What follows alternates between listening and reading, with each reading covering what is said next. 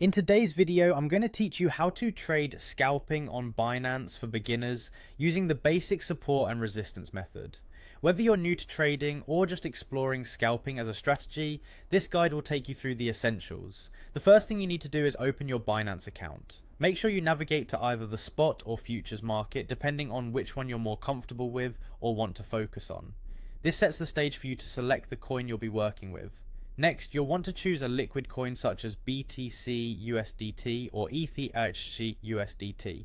The key here is to pick a coin with a low spread, as this minimizes the difference between the buying and selling price, essentially allowing you to maximize potential profits. Now that you've chosen your coin, it's time to turn your attention to the charts. For scalping, you'll be utilizing either the 1-minute or 5-minute chart.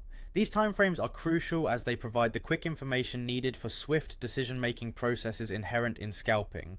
After setting up your chart, proceed to draw horizontal lines at recent highs and lows. By doing this, you are identifying your support and resistance levels, which are fundamental aspects of the technique.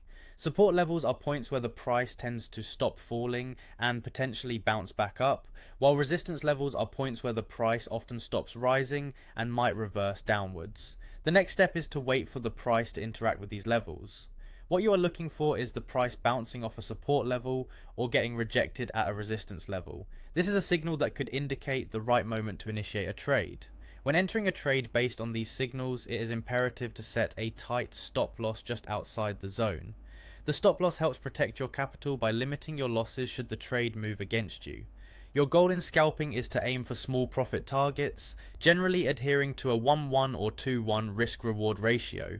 This means that for every dollar you risk, you aim to make $1 or $2 in return. Scalping isn't about making massive wins, but rather accumulating small, consistent profits over time. Finally, repeat the entire process, but be mindful not to fall into the trap of overtrading. Scalping can be exciting, but it's important to remain disciplined and only take trades that fit your strategy. As a tip, consider using tools like volume, RSI, or MACD indicators to confirm your entries. Remember, scalping requires speed, discipline, and most importantly, a strong exit plan. Enjoy trading and happy scalping!